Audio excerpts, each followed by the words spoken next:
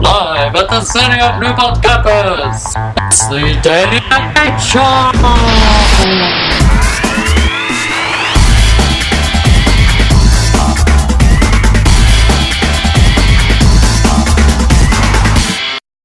Good evening, ladies and gentlemen, and welcome to the Daily Debate, the show that pitches the ethical, legal, and any concentrates upon a chosen subject.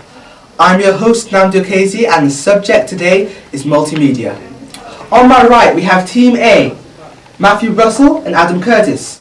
On my left, Team B, Jack Butcher and Craig Williams. Anyway, on with the show.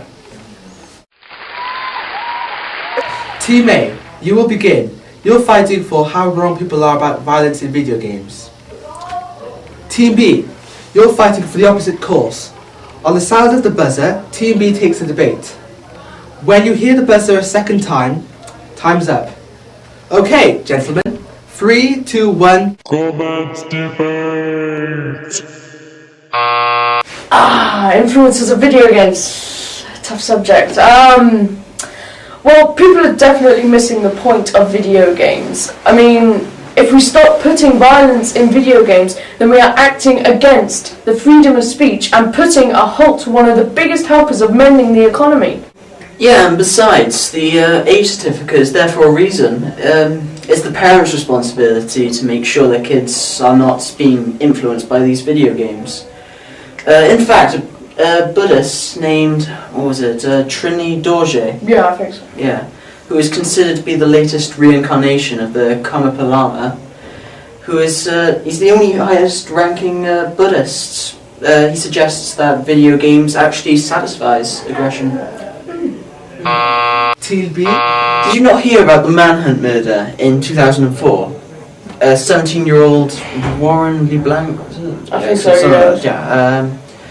He lured 14-year-old Stephen Parker into a Leicestershire park, then killed him horribly with a knife and claw hammer. Really? Yeah. He claimed that he was under pressure from a rival gang that he owed money to, but if it was simply a robbery gone wrong, why did he cause over 50 injuries to his victim? In many of these cases, the murderer had been obsessed with violent video games. Although the court heard that despite publicity surrounding the case which linked the murder to LeBlanc's obsession with video games, this had not formed any part of the case. Whose side are you on? Sorry. Catholics have mixed feelings on the subject. Most Catholics generally dislike violence in video games. They are debating about how violent can it go before it goes against their religion. One Catholic gamer said that he liked violence in the Halo series because it has morals, but things taken to more brutal standards like Manhunt or Grand Theft Auto, they have good reason to. Don't we really want our children to learn about prostitutes and drugs at such a young age? They'll ignore the age certificates and they'll be able to slip it past their parents. Epic! A few years ago, the content in films was strictly watched over.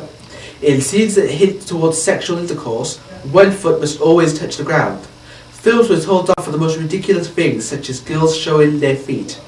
Yet, in the content of films nowadays are much more lenient towards its content. They can have nudity and violence in their films with only a few limits. Team A, you will be fighting for a limit cap on modern films. Team B, you will be fighting for the opposite course. Right. Team B starts. Ready? 3, 2, 1. Comments debate. Freedom of right comes into mind here. If we put a limit on things, then we are stopping the flow of creativity. It should simply stay the way it is. Indeed. Things have advanced far past those days. If we add a limit cap to films, then the ideas will slow down far too much. Without films such as Minority Report, other things that spread out from multimedia could be affected, such as inventions. We can't put a limit cap upon the content of films, especially not at that time period. Admittedly, some films can take it too far. Should I just write your name down? Oh, okay, here. Team Okay. B. But this time I'm actually going somewhere with this. Okay. Right, anyway, some films take it too far, but this allows them to learn from their mistakes and alter it in films to come. Besides, it's still their choice to watch things. If it says it's an 18, then it's fair enough. Put anything people can handle, in my opinion. Team A. Under 18s can easily sneak into films. Oh yeah, they can just buy a ticket to a different film and sneak into the film they really want to see. But is it ethically right though? Youth don't really care. I know I didn't when I was younger. You didn't think about a lot, did you, when you were younger? Most of the jokes and beer. Explains a lot. Anyway, if you look at what the younger generation is exposed to, you'll find out how much sick stuff they watch while laughing. Ah, pigs and chainsaws. That was the most disgusting thing I've seen. Sorry, how old are you? God knows. Okay.